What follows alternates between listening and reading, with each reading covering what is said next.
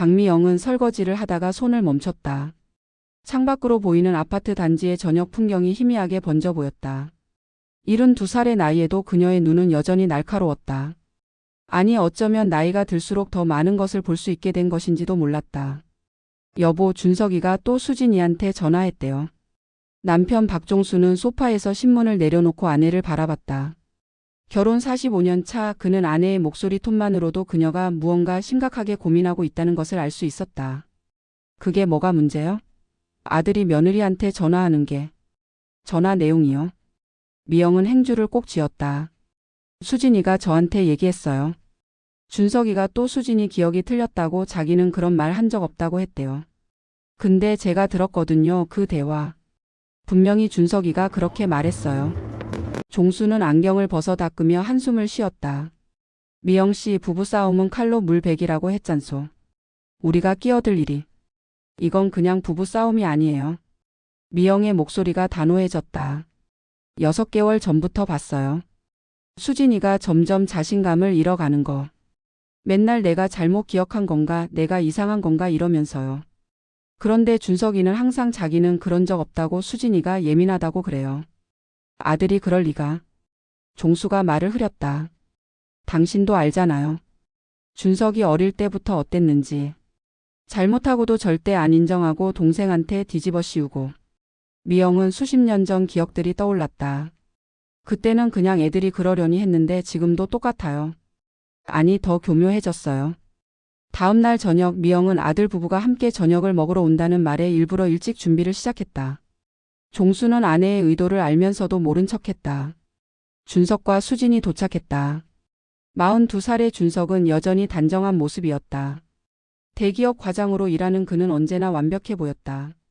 수진은 40살, 3년 전까지 중소기업에서 일했지만 준석의 권유로 퇴사한 후 집에서 프리랜서 디자이너로 일하고 있었다. 어머니, 뭐 도와드릴까요? 수진이 부엌으로 들어왔다. 미영은 며느리의 얼굴을 유심히 살폈다. 화장으로 가렸지만 다크서클이 짙었고 입가에 미소가 어색했다. 괜찮아. 거의 다 했어요. 그나저나 수진아, 요새 잠을 잘 못 자는 것 같네? 아네. 프로젝트가 좀 바빠서요. 수진이 억지로 웃었다. 프로젝트?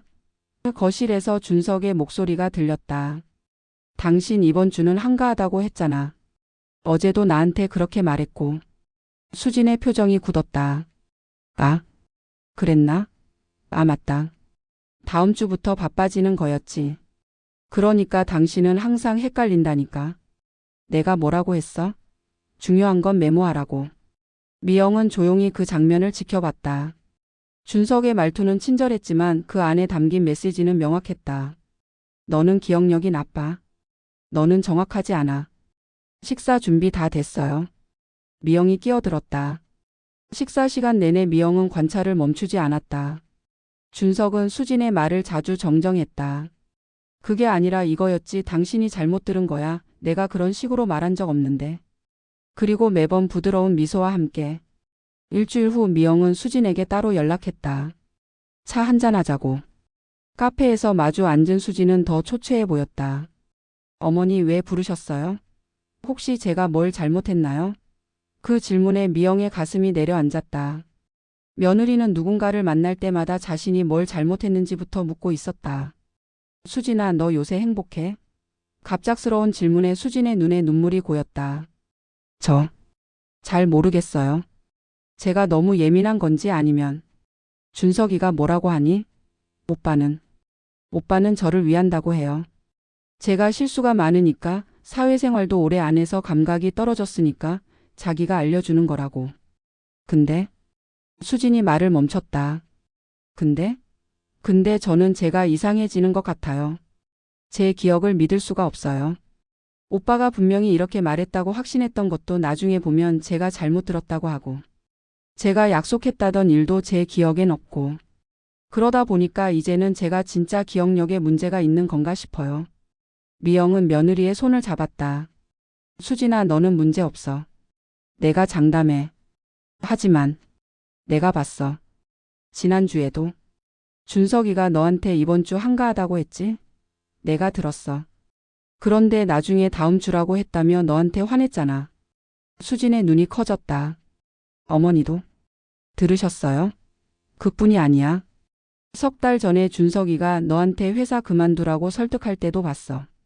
너는 계속 일하고 싶다고 했는데 나중에 준석이가 너보고 자기한테 먼저 그만두고 싶다고 했다며 뭐라고 했잖아.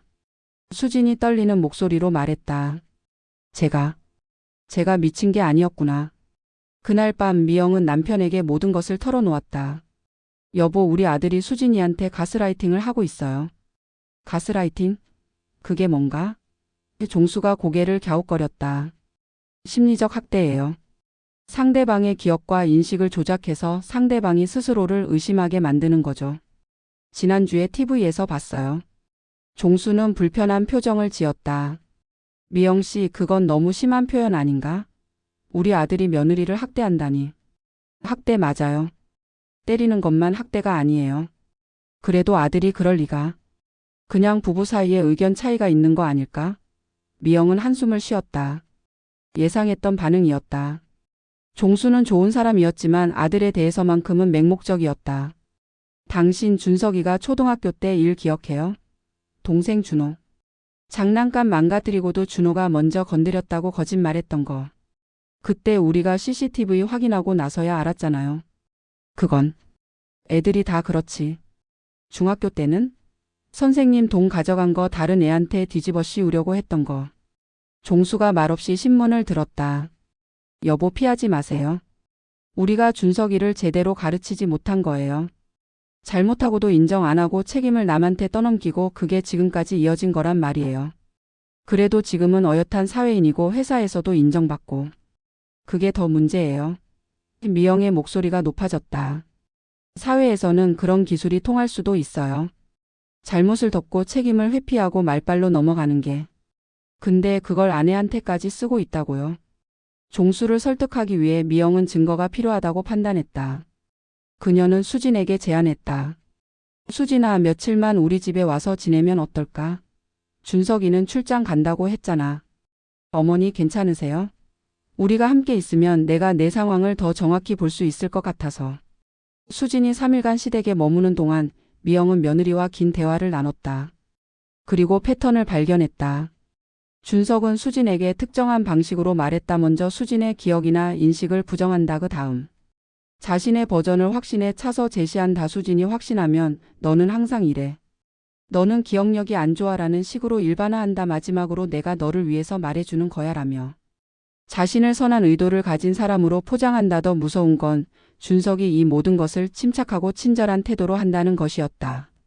화를 내거나 소리를 지르지 않았다. 오히려 수진이 혼란스러워하면 왜 이렇게 흥분해? 차분히 얘기하자라고 말했다. 미영은 수진에게 말했다. 다음부터는 준석이와 대화할 때 녹음을 해둬. 내 기억이 맞다는 걸 확인할 수 있게. 그건 오빠를 믿지 못하는 거 아닌가요? 수진아, 지금 내가 너 자신을 믿지 못하고 있잖아. 그게 더 큰 문제야. 준석이 출장에서 돌아온 다음 날 온 가족이 모였다. 준호와 그의 아내도 함께였다. 저녁 식사 중 준석이 수진에게 말했다. 수진아, 다음 주 토요일에 우리 회사 워크숍 있다고 했지? 가족 동반이니까 같이 가자. 수진이 당황스러운 표로 말했다. 오빠, 다음 주 토요일은 제 고등학교 동창회 있는 날이에요. 오빠한테 말했잖아요. 그래서 워크숍은 혼자 가라고. 무슨 소리야? 나한테 그런 말 한 적 없는데. 준석이 웃으며 말했다. 분명히 말했어요. 지난주 화요일 저녁에. 화요일? 준석이 고개를 저었다. 화요일에는 내가 야근했잖아. 집에 십시에 왔고. 당신은 그때 이미 자고 있었어. 수진의 얼굴이 하얗게 질렸다. 아, 그럼 수요일이었나? 바로 그때 미영이 끼어들었다. 준석아, 화요일 내가 8시에 왔어. 내가 전화했을 때 너 집에서 수진이랑 저녁 먹는다고 했잖아. 준석이 어머니를 쳐다봤다. 어머니, 그건 다른 날이고. 아니야. 화요일 맞아. 그날이 내 친구 칠순 잔치날이었거든. 너한테 전화해서 갈 수 있냐고 물어봤고 너는 못 간다고 했어. 그리고 수진이 전화 바꿔달라고 했지. 종수도 거들었다. 맞소. 그날 나도 옆에 있었어. 당신 이 준석이한테 전화한 거 확실해. 준석의 표정이 굳었다. 제 기억으로는 기억이 틀릴 수도 있지. 미영이 단호하게 말했다.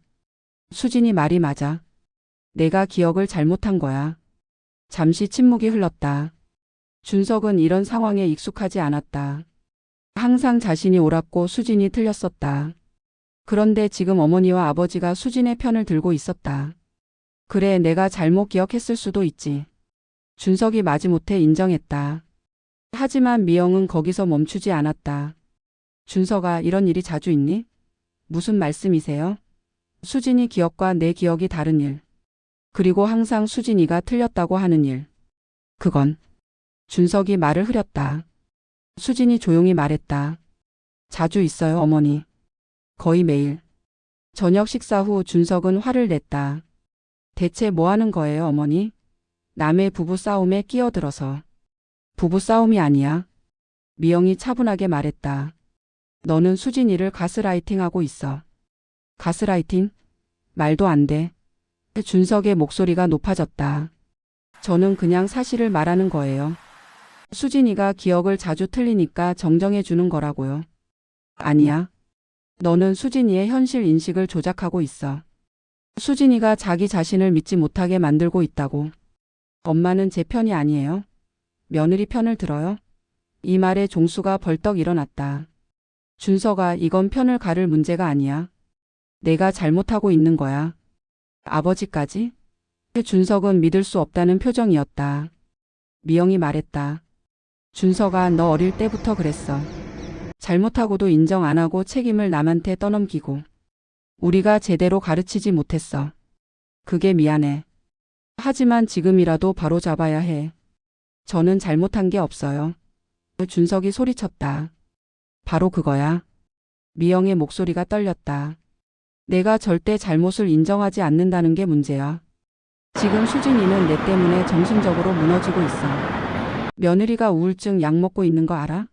준석이 수진을 쳐다봤다. 수진은 고개를 숙였다. 약을. 왜 나한테 말 안 했어? 수진이 작은 목소리로 대답했다. 말했어요. 3번이나.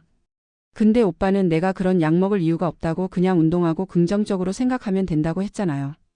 나는 그런 말 또 아니라고 할 거예요. 미영이 끼어들었다. 준석아, 넌 지금 또 수진이 기억이 틀렸다고 하려고 했지? 준석이 입을 다물었다. 그날 밤 준석은 잠을 이루지 못했다. 부모님의 말이 머릿속을 맴돌았다. 가스라이팅, 심리적 학대, 수진이가 무너진다고. 그날 밤 준석은 잠을 이루지 못했다. 부모님의 말이 머릿속을 맴돌았다. 가스라이팅, 심리적 학대, 수진이가 무너지고 있다. 하지만 그는 여전히 자신이 옳다고 믿고 싶었다. 새벽 2시 그는 거실로 나왔다. 그리고 놀랍게도 어머니가 소파에 앉아 있었다. 엄마, 왜 앉아요? 너 안 자고 뒤척이는 소리 들렸어. 미영이 옆자리를 톡톡 쳤다. 앉아. 준석은 마지못해 앉았다. 준석아, 너 정말 모르는 거니? 아니면 모른 척하는 거니? 무슨 말씀이세요? 미영은 핸드폰을 꺼냈다. 이거 봐. 화면에는 준석과 수진의 대화 녹음 파일이 있었다. 수진이 허락하에 미영에게 준 것이었다. 이건 2주 전 대화야. 들어봐. 녹음이 재생됐다. 수진 오빠, 다음 주 금요일에 제 친구 결혼식 있어요. 같이 갈 수 있어요? 준석, 금요일? 회사에 휴가 내기 어려운데. 그냥 혼자 다녀와. 수진, 네, 알았어요. 그리고 3일 후에 대화. 준석, 수진아, 다음 주 금요일에 우리 부서 회식 있는데 너도 같이 가자. 부장님이 배우자들도 데려오래. 수진 오빠, 그날 제 친구 결혼식 있다고 했잖아요. 준석, 무슨 소리야? 나한테 그런 말 한 적 없는데. 언제 말했어? 수진, 월요일에 말했어요. 오빠가 혼자 다녀오라고. 준석, 아니야. 나는 그런 대화 기억 안 나는데. 당신이 착각한 거 아니야? 수진, 아니에요. 분명히. 준석, 한숨 소리. 수진아, 요새 당신 기억력 문제 심각한 거 같아. 병원 가봐야 하는 거 아니야? 녹음이 끝났다. 준석은 창백해졌다. 이게 나야? 응. 내 목소리야. 미영이 조용히 말했다. 그리고 이런 대화가 수십 개야. 수진이가 6개월 동안 녹음해뒀어. 처음에는 자기 기억력을 확인하려고 시작했대. 자기가 정말 이상한 건지 알고 싶어서. 준석은 고개를 떨구었다. 준석아, 너 왜 그랬니? 왜 수진이한테 그런 거니? 저는. 준석의 목소리가 떨렸다. 저는 그냥 제가 옳다고 생각했어요. 진짜로 기억이 안 났어요, 엄마. 거짓말. 미영의 목소리가 차가웠다. 너는 기억해. 다만 인정하기 싫었던 거지. 내가 너를 낳아서 키웠는데 모르겠니?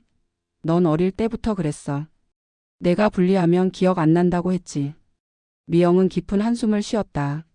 준석아, 엄마가 너한테 미안한 게 있어. 너를 잘못 키웠어. 무슨? 너 기억하니? 초등학교 4학년 때 너 담임 선생님이 우리 집에 찾아온 날. 준석의 얼굴이 굳었다. 그는 기억했다. 선생님이 그러시더라. 내가 반 애들한테 거짓말을 해서 한 아이를 왕따 시켰다고. 근데 그때 아빠가 뭐라고 했는지 기억나니? 준석은 대답하지 않았다. 아빠가 선생님한테 그랬어. 우리 준석이가 그럴 리 없다. 오해가 있을 거다. 그리고 선생님을 그냥 돌려보냈지. 너한테는 다음부턴 조심하라는 말만 하고. 엄마. 중학교 때도 그랬어. 내가 학원비를 다른 데 쓰고 학원 안 다녔는데 들켰을 때 친구가 급하게 돈이 필요하다고 해서 빌려줬다고 거짓말했지. 우리는 역시 우리 아들은 착하다며 믿어줬어. 미영의 눈에 눈물이 고였다. 고등학교 때는 여자친구한테 다른 여자애랑 놀다가 들켰을 때 그 애가 나한테 일방적으로 집착하는 거다. 여자친구가 오해한 거다라고 했고 우리는 또 내 편을 들었지. 왜? 왜 이제 와서 그 얘기를 하세요? 우리가 너한테 잘못을 인정하는 법을 가르치지 않았기 때문이야. 항상 내 편을 들고 내가 책임질 일을 우리가 대신 해결해줬어. 그게 사랑이라고 착각했던 거야. 미영이 아들의 손을 잡았다. 근데 준석아, 그 결과가 뭐니? 넌 40이 넘도록 한 번도 진심으로 내가 잘못했다고 말한 적이 없어. 회사에서 친구들 사이에서는 그게 통할 수도 있어. 근데 가정에서는? 내 아내한테까지? 준석이 울먹이기 시작했다. 저는 제가 이런 사람인 줄 몰랐어요. 다음 날 아침 미영은 수진을 데리고 산책을 나갔다. 단풍이 물든 공원길을 걸으며 수진이 입을 열었다. 어머니, 저 사실 2달 전에 이혼을 생각했어요. 미영은 놀라지 않았다. 어쩌면 예상했는지도 몰랐다. 근데 왜 안 했어? 제가 이상한 건지 확신이 안 섰어요. 오빠가 저한테 그러거든요. 당신이 예민해서 그래. 모든 부부가 이 정도는 겪어. 당신 친구들한테 물어봐. 다들 남편이 이렇다고 할 거야 라고. 그래서 정말 친구들한테 물어봤어요. 근데 수진의 목소리가 떨렸다. 다들 이상하다고 하더라고요. 그게 정상적인 부부 관계가 아니라고. 그래서 녹음을 시작한 거구나. 네. 제 정신이 멀쩡한지 확인하고 싶었어요. 매일 밤 녹음을 들으면서 울었어요. 내가 맞았구나. 내가 미친 게 아니었구나 하면서. 2사람은 벤치에 앉았다. 어머니, 근데 가장 무서운 건요. 수진이 손을 떨며 말했다. 제가 저한테도 거짓말을 하기 시작했다는 거예요. 무슨 말이니? 오빠가 제 기억을 부정할 때마다 저는 진짜 내가 잘못 기억한 건가 싶어서 제 기억을 수정했어요. 스스로를. 그게 편하니까요. 오빠랑 싸우는 것보다. 수진이 얼굴을 감싸 쥐었다. 그러다 보니까 진짜로 제가 뭐가 맞는지 모르겠더라고요. 제 기억인지 오빠가 만든 기억인지. 어머니, 저 정말 무서웠어요. 제 정신이 정말로 무너지는 것 같아서. 미영은 며느리를 꼭 안아주었다. 이제 괜찮아. 우리가 있어. 그날 저녁 미영은 둘째 아들 준호를 집으로 불렀다. 준호는 39, 형보다 3살 어렸지만 성격은 정반대였다. 엄마, 무슨 일이에요? 미영은 준호에게 모든 것을 설명했다. 준호의 표정이 점점 굳어졌다. 사실 저도 느꼈어요. 뭘? 형이 형수한테 하는 거. 작년 추석 때 봤어요. 형수가 분명히 형한테 어떤 얘기를 했는데 형이 나중에 그런 말 들은 적 없다고 하더라고요. 저도 옆에서 들었거든요. 준호가 주먹을 쥐었다. 근데 더 화나는 건 제가 그때 아무 말도 안 했다는 거예요. 형제끼리 평 가르는 것 같아서 입 다물었어요. 형수한테 미안해요, 엄마. 지금이라도 알았으면 됐어. 근데 준호야, 너 형한테 어릴 때 당한 거 있지? 준호가 씁쓸하게 웃었다. 많죠. 형이 제 물건 망가뜨리고 내가 관리를 못해서 그렇다고 했던 거, 형이 제 용돈 가져가고 내가 잃어버린 거다라고 했던 거. 나중에는 저도 진짜 내가 잃어버렸나 싶더라고요. 왜 그때 말 안 했니? 말해도 소용없었어요, 엄마. 엄마 아빠는 항상 형 편이었으니까. 형은 첫째니까, 형은 공부 잘하니까, 형은 바쁘니까. 언제나 변명이 있었죠. 미영은 가슴이 무너지는 것 같았다. 자신이 한 아들을 제대로 키우지 못한 것도 모자라 다른 아들에게도 상처를 줬다는 사실을. 준호야, 엄마가 미안하다. 이제 와서 사과하면 뭐해요? 준호의 목소리가 차가웠다. 형은요? 형은 사과할 거예요. 그게. 미영이 말을 흐렸다. 바로 그때 현관문이 열렸다. 준석이 퇴근해서 들어온 것이었다. 준호? 너 왜 여기 있어? 형 때문에 왔어요. 준석의 표정이 굳었다. 무슨 소리야? 형, 형수한테 사과해요. 그리고 치료받아요. 치료? 나보고 정신병자 취급하는 거야? 아니에요. 준호가 차분하게 말했다. 형은 아파요. 심리적으로. 자기 잘못을 인정하지 못하는 게 병이에요. 그리고 그 병 때문에 다른 사람을 아프게 하고 있고요. 너마저. 저도 당했으니까요. 어릴 때부터. 근데 저는 그냥 동생이니까 참았어요. 근데 형수는 다르죠. 형수는 형의 인생 파트너잖아요.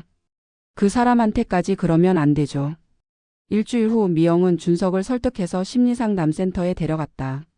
준석은 마지못해 따라왔지만 상담실 앞에서 발을 떼지 못했다. 엄마, 전 정말 필요 없어요. 들어가. 미영의 목소리는 단호했다. 안 들어가면 나는 더 이상 내 엄마 노릇 안 할 거야. 뭐라고요? 내가 너를 잘못 키웠어. 그건 내 책임이야. 근데 지금이라도 바로잡지 않으면 나는 내가 수진이를 완전히 망가뜨리는 걸 지켜봐야 해. 그건 못해. 준석은 어머니의 눈을 봤다. 그 눈에는 결연함이 있었다. 결국 준석은 상담실에 들어갔다. 상담사는 50대 중반의 여성이었다. 안녕하세요, 준석 씨. 편하게 앉으세요. 첫 상담은 어색했다. 준석은 자신이 왜 여기 와야 하는지 모르겠다고 말했다.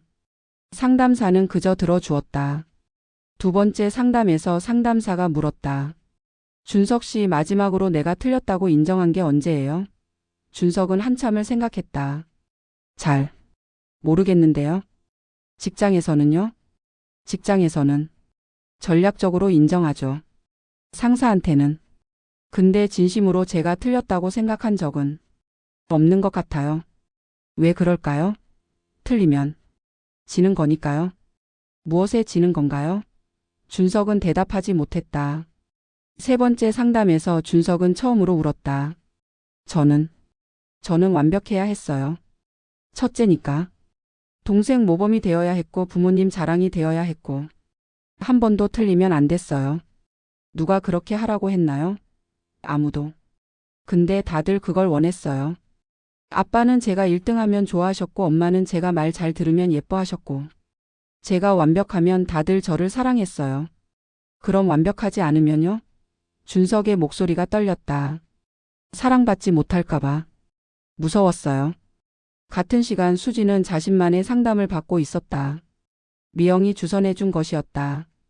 수진 씨, 이제 어떻게 하고 싶으세요? 상담사가 물었다. 모르겠어요. 남편을 사랑하긴 해요. 근데 이 관계를 계속 유지할 수 있을지 모르겠어요. 남편이 변한다면요? 진짜로 변할 수 있을까요? 상담사가 신중하게 말했다. 가능해요. 근데 시간이 걸리고 남편 본인이 진심으로 원해야 해요.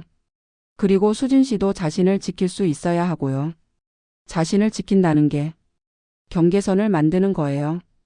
남편이 또 당신의 기억을 부정하면 단호하게 말하는 거죠. 아니에요. 제 기억이 맞아요.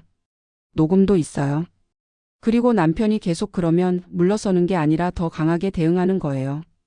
수지는 그동안 자신이 얼마나 경계선 없이 살아왔는지 깨달았다. 남편이 자신의 영역을 침범할 때마다 그냥 물러섰다. 편한 게 좋았으니까. 근데 선생님, 제가 그럴 수 있을까요? 저는 원래 강한 사람이 아니에요. 강해질 수 있어요. 그리고 지금 시어머니가 도와주고 계시잖아요. 혼자가 아니에요. 한 달 후 박 씨 가족 전체가 모였다. 상담사도 함께였다. 오늘은 준석 씨가 가족 여러분께 하고 싶은 말이 있다고 해서 이 자리를 마련했습니다. 상담사가 말했다. 준석은 떨리는 손으로 준비해온 편지를 펼쳤다. 수진아. 그의 목소리가 떨렸다. 미안해. 진심으로. 수진은 고개를 들어 남편을 봤다. 나는 너를 사랑한다고 생각했어. 근데 내가 한 행동들은 사랑이 아니었어. 상담을 받으면서 알았어. 나는 너를 통제하려고 했던 거야. 내가 나를 떠날까봐, 내가 나보다 강해질까봐 그래서. 너의 현실 인식을 흔들었어.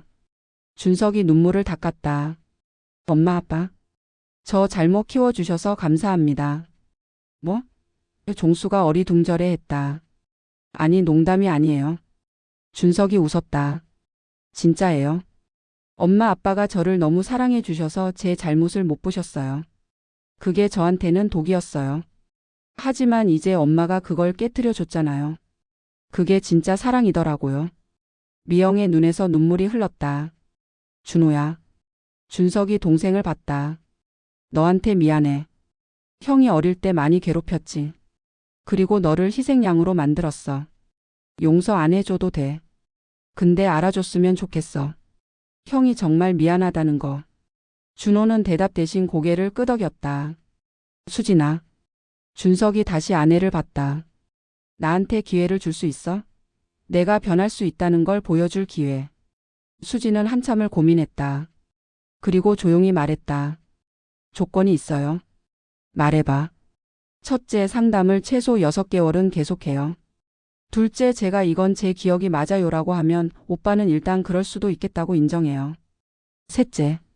수진이 심호흡을 했다. 만약 오빠가 다시 예전으로 돌아가면 저는 떠날 거예요. 이혼하든 별거 하든. 준석이 고개를 숙였다. 알았어. 다 받아들일게. 그로부터 석 달이 지났다. 변화는 쉽지 않았다. 어느 날 저녁 준석과 수진이 저녁을 먹다가 말다툼이 벌어졌다. 수진아, 이번 주 토요일에 우리 부모님 집 가기로 했잖아. 오빠, 우리 토요일에 병원 가기로 했어요. 오빠 정기검진. 무슨 소리야? 병원은 다음 주고. 순간 준석은 자신이 또 수진의 말을 부정하려는 걸 깨달았다. 그는 숨을 깊이 들이마셨다. 잠깐. 내가 잘못 기억한 걸 수도 있겠다. 핸드폰 캘린더 확인해 볼게. 수진은 놀란 표정으로 남편을 봤다. 준석이 확인하고는 민망한 표정을 지었다. 내 말이 맞네. 병원이 토요일이었어. 내가 잘못 봤어. 미안. 괜찮아요. 수진이 조심스럽게 미소 지었다. 이런 순간들이 쌓이면서 수진은 조금씩 자신감을 되찾아갔다. 그리고 준석도 변하고 있었다. 아주 천천히 하지만 확실하게. 그러던 어느 날 준석이 직장에서 큰 실수를 했다. 중요한 보고서에 오류가 있었고 부장이 회의에서 지적했다. 준석 과장, 이 데이터 잘못됐는데요. 예전 같았으면 준석은 제가 받은 자료가 잘못됐습니다. 또는 확인하는 과정에서 누락된 것 같습니다. 라며 책임을 회피했을 것이다. 하지만 그는 다르게 말했다. 죄송합니다. 제가 확인을 제대로 안 했습니다. 바로 수정하겠습니다. 회의실이 조용해졌다. 동료들은 준석이 이렇게 직접적으로 잘못을 인정하는 걸 처음 봤다. 그날 저녁 준석은 수진에게 말했다. 오늘 회사에서 실수를 인정했어. 어땠어요? 처음엔 너무 굴욕적이었어. 내가 무능한 사람이 된 것 같고. 근데 나중에 생각해 보니까. 준석이 웃었다. 세상이 안 무너지더라. 부장님도 그럴 수 있지 하고 넘어갔고. 오히려 동료들이 나한테 더 편하게 대하는 것 같았어. 수진이 남편의 손을 잡았다. 자랑스러워요. 미영은 상담사와 개인 면담을 했다. 어머님, 준석 씨가 많이 나아지고 있어요. 어머님 역할이 컸습니다. 그런가? 미영이 씁쓸하게 웃었다. 전 그저 제 잘못을 만회하려고 한 것뿐인데. 잘못을 인정하고 바로잡으려는 것, 그게 진짜 용기예요. 선생님, 사실 제가 무서웠어요. 무엇이요? 아들을 잃을까 봐요. 제가 아들한테 넌 잘못했다고 계속 말하면 아들이 저를 원망하고 멀어질까 봐. 그게 제일 무서웠어요. 상담사가 고개를 끄덕였다. 많은 부모님들이 그 두려움 때문에 자녀의 잘못을 묵이네요. 하지만 어머님은 그 두려움을 이겨내셨죠. 남편이 도와줬어요. 남편도 처음엔 못 믿더라고요. 근데 제가 계속 얘기하고 증거를 보여주고 결국 남편도 인정했어요. 그게 아들한테는 더 큰 충격이었던 것 같아요. 엄마뿐만 아니라 아빠까지 자기 편이 아니라는 걸 알았을 때. 그게 전환점이었을 거예요. 미영이 창밖을 바라봤다. 선생님, 제가 다른 부모님들한테 하고 싶은 말이 있어요. 어떤 말씀이신데요? 자식을 사랑하는 것과 자식 편을 드는 건 다르다는 거요. 진짜 사랑은 때로는 자식이 틀렸다고 말해주는 거예요. 아프더라도. 6개월째 되던 어느 날 위기가 찾아왔다. 준석의 회사에서 승진 기회가 왔다. 부장 자리. 하지만 경쟁자가 있었고 그 경쟁자가 준석의 과거 실수를 들춰냈다. 준석은 엄청난 스트레스를 받았다. 그리고 오래된 습관이 고개를 들었다. 수진아, 내가 언제 그 프로젝트 맡겠다고 했어? 나는 그런 말 한 적 없는데. 수진이 멈칫했다. 남편의 목소리에서 익숙한 톤이 들렸다. 예전 그 톤. 오빠, 지난주 화요일에 분명히. 내가 기억하기론 그게 아닌데. 당신이 또 착각한 거 아니야? 또. 그 단어가 수진의 가슴을 찔렀다. 오빠. 수진의 목소리가 차갑게 식었다. 지금 뭐 하는 거예요? 준석은 그제야 정신이 번쩍 들었다. 자신이 무슨 말을 했는지. 수진아, 미안해. 나는. 나가세요. 수진이 조용히 말했다. 뭐? 지금 당장 나가요. 어머님 댁으로 가든지 어디든. 저는 오빠 얼굴 보기 싫어요. 준석은 아내의 표정을 봤다. 그녀의 눈에는 더 이상 혼란이 없었다. 분노와 실망 그리고 단호함만이 있었다. 수진아, 정말 미안해. 나 요새 스트레스가 심해서. 변명하지 마세요. 수진이 손을 들어 제지했다. 오빠가 스트레스 받으면 나한테 가스라이팅 해도 된다는 거예요? 그게 오빠가 배운 거예요? 준석은 대답하지 못했다. 나가세요. 오빠가 다시 상담받고 진짜로 반성하고 그 다음에 얘기해요. 지금은 안 돼요. 준석은 짐을 싸서 집을 나섰다. 그리고 그는 부모님 집으로 갔다. 밤 11시 준석이 부모님 집 초인종을 눌렀다. 미영이 문을 열었다. 준석아? 무슨 일이야? 엄마. 준석의 목소리가 떨렸다. 나 또 망쳤어. 미영은 아들을 안으로 들였다. 종수도 잠에서 깨어나왔다. 준석은 오늘 있었던 일을 모두 말했다. 그리고 무너지듯 울었다. 나는 변한 줄 알았어요. 6개월 동안 정말 노력했어요. 근데 스트레스 받으니까 자동으로 나오더라고요. 예전 그 말들이.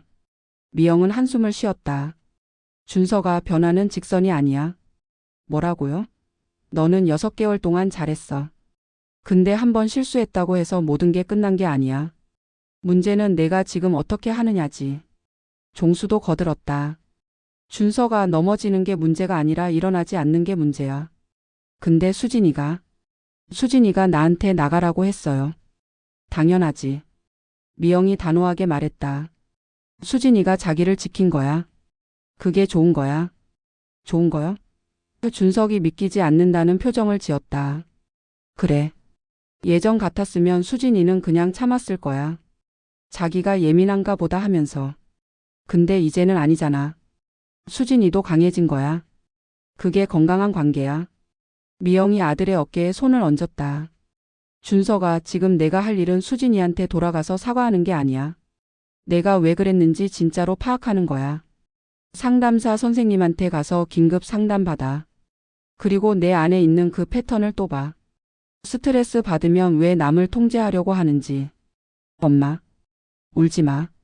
이건 내가 해결해야 할 일이야. 엄마가 대신 해줄 수 없어. 내가 어른이니까. 다음 날 아침 준석은 상담사에게 긴급 연락을 했다. 오후에 긴급 상담이 잡혔다. 준석 씨, 어제 무슨 일이 있었나요? 준석은 모든 것을 말했다. 그리고 처음으로 변명하지 않았다. 제가 잘못했어요. 스트레스 때문이라고 생각했는데 아니더라고요. 그냥 제 안에 있는 거였어요. 제가 불안하고 통제력을 잃은 것 같으면 자동으로 다른 사람을 통제하려고 하는 거. 좋은 관찰이에요. 계속 말해보세요. 회사에서 제가 무능하다고 비난받을까봐 무서웠어요. 그래서 집에 와서 수진이를 통제하려고 한 거예요. 제가 적어도 집에서는 권력을 가진 것처럼 느끼려고. 그 패턴을 알아챘다는 게 중요해요. 근데 선생님 어떻게 해야 해요? 이게 또 나올 텐데. 상담사가 말했다. 완벽하게 없앨 수는 없어요. 하지만 알아챌 수 있어요. 그리고 멈출 수 있어요. 어제는 수진 씨가 멈춰줬죠. 다음에는 스스로 멈춰야 해요. 어떻게요? 스트레스 받을 때 숨을 쉬세요. 그리고 자문하세요. 나는 지금 무엇이 무서운가? 나는 무엇을 통제하려고 하는가? 그리고 그 두려움을 수진 씨한테 솔직히 말하세요. 통제가 아니라 취약함을 보여주는 거예요. 3일 후 준석은 수진에게 연락했다. 만나자고. 그들은 공원 벤치에 앉았다. 가을 바람이 쌀쌀했다. 수진아, 들어줄 수 있어? 수진은 대답 대신 고개를 끄덕였다. 나 승진 못할 것 같아. 준석이 말했다. 경쟁자가 나보다 나아. 그리고 내가 과거에 했던 실수들이 다 들춰지고 있어. 나는 지금 너무 무서워. 수진은 놀라서 남편을 봤다. 준석이 이렇게 솔직하게 두려움을 말하는 건 처음이었다. 무서워서. 나도 모르게 너한테 그 짓을 한 거야. 너를 통제하면 내가 적어도 뭔가는 통제할 수 있다고 느껴서. 너무 비겁하지? 응. 수진이 솔직하게 말했다. 비겁해. 미안해. 진심으로. 그리고 나 아직도 완전히 변하지 못했어. 또 실수할 거야. 근데 계속 노력할게. 너를 놓치고 싶지 않아. 수진이 한참을 생각하다가 말했다. 오빠, 나도 무서워요. 뭐가? 오빠가 또 예전으로 돌아갈까봐. 나를 또 미치게 만들까봐. 그래서 이번에 오빠를 내보냈어요. 내가 나를 지킬 수 있다는 걸 확인하고 싶었어요. 그래서. 확인했어? 응. 나는 나를 지킬 수 있어. 오빠가 다시 그러면 나는 떠날 수 있어. 그게 나한테는 힘이에요. 준석이 고개를 끄덕였다. 알겠어. 그리고 그게 맞아. 너는 너를 지켜야 해. 두 사람은 한참을 말없이 앉아 있었다. 수진아, 나 집에 돌아가도 돼? 조건이 있어요. 말해봐. 오빠가 스트레스 받거나 불안할 때 나를 통제하려고 하지 말고 그냥 말해요. 나 지금 불안해, 나 지금 무서워라고. 그럼 내가 들어줄게요. 근데 나를 조종하려고 하면 그날 바로 집을 나갈 거예요. 알았어. 그리고 상담은 최소 1년 더 받아요. 그것도 알았어. 수진이 일어섰다. 그럼 집에 가요.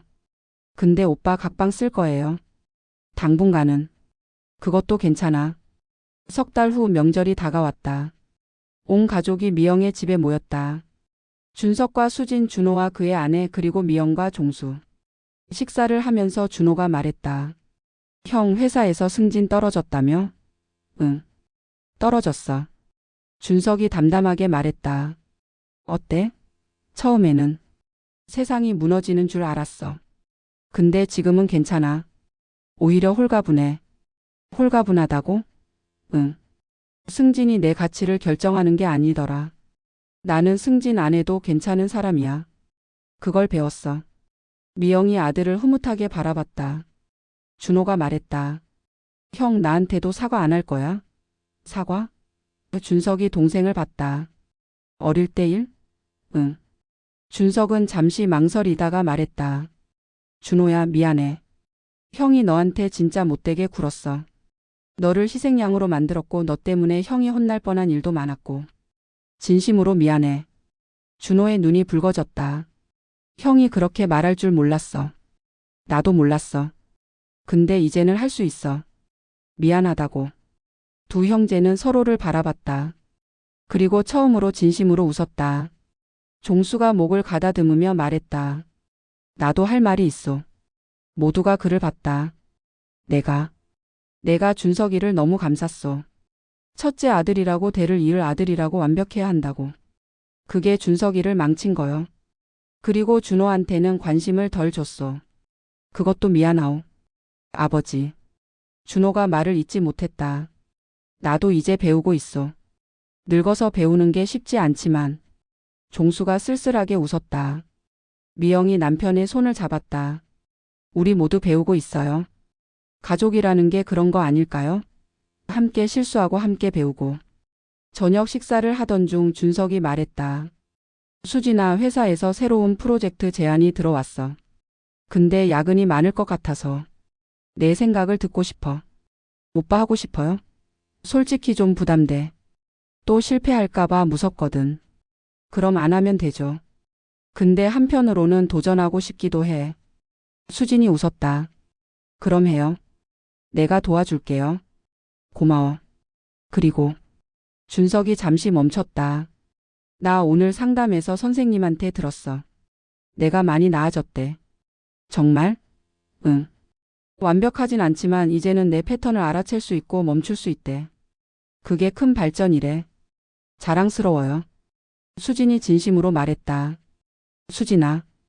응? 사랑해. 그리고 고마워. 나를 포기하지 않아줘서. 나도 사랑해요. 근데 오빠. 응? 만약 오빠가 다시 나를 가스라이팅하면 나는 진짜 떠날 거예요. 그건 변함없어요. 준석이 웃었다.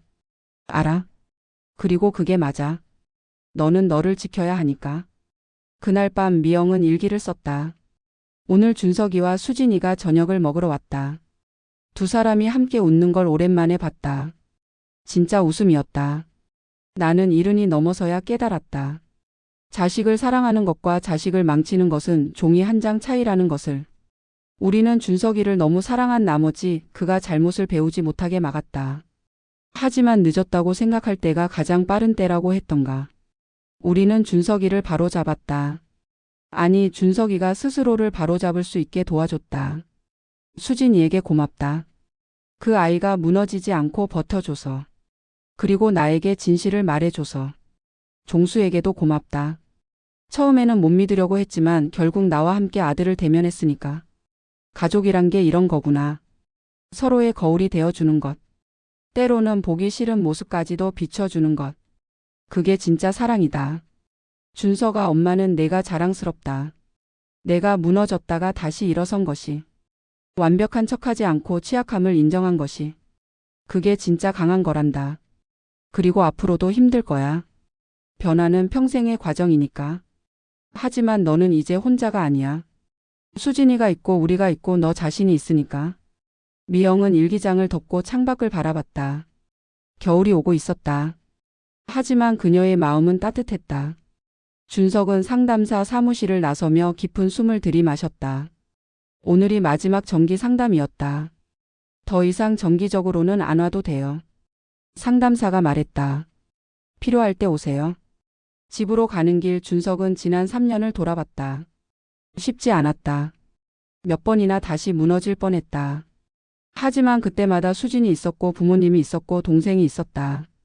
집에 도착하니 수진이 웃으며 맞아줬다. 그녀는 1년 전부터 다시 일을 시작했다. 그녀의 눈에는 예전의 자신감이 돌아와 있었다. 오빠, 엄마한테 전화 왔어요. 이번 주말에 오래요. 그래?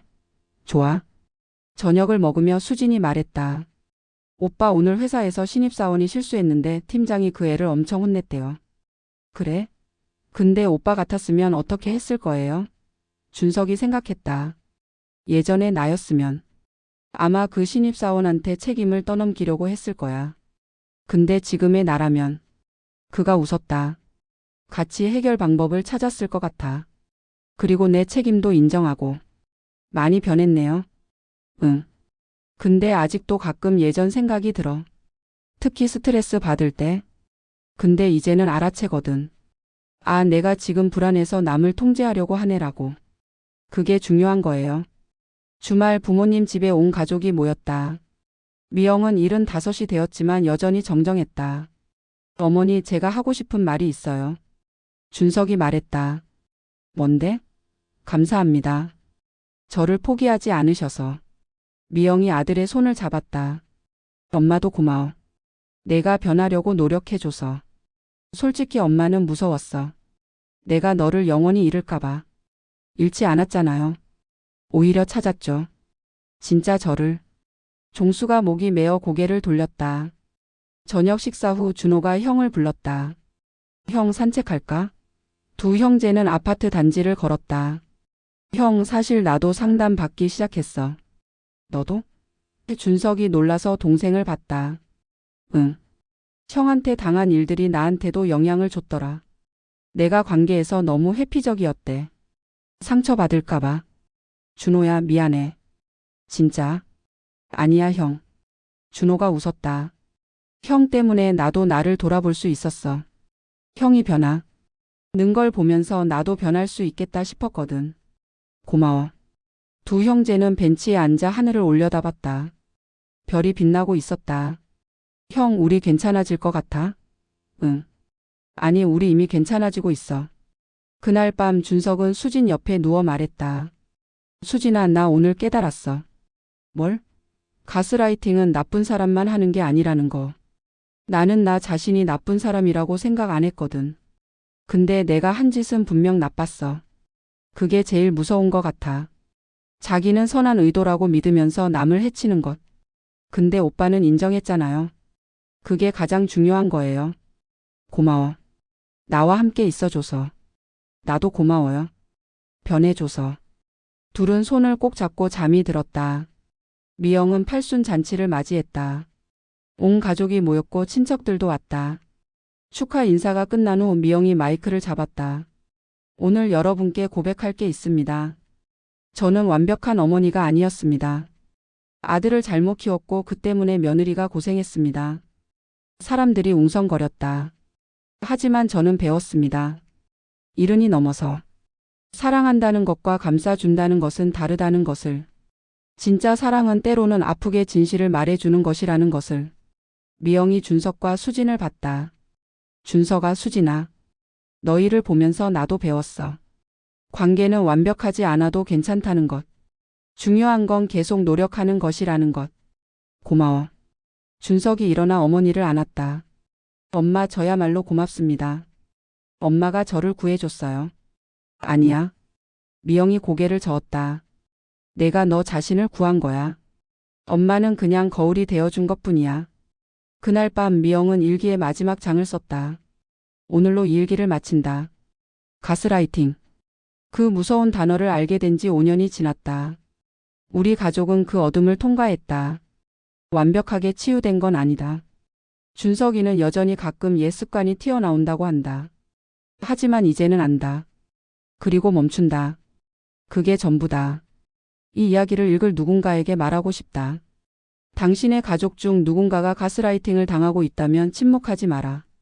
당신의 자식이 누군가를 가스라이팅하고 있다면 편들지 마라. 늦었다고 생각할 때가 가장 빠른 때다. 사랑은 때로는 아프다. 진실은 때로는 관계를 흔든다. 하지만 그 고통과 흔들림이 진짜 치유로 가는 길이다. 나는 이른이 넘어서 배웠다. 당신은 더 일찍 배울 수 있다.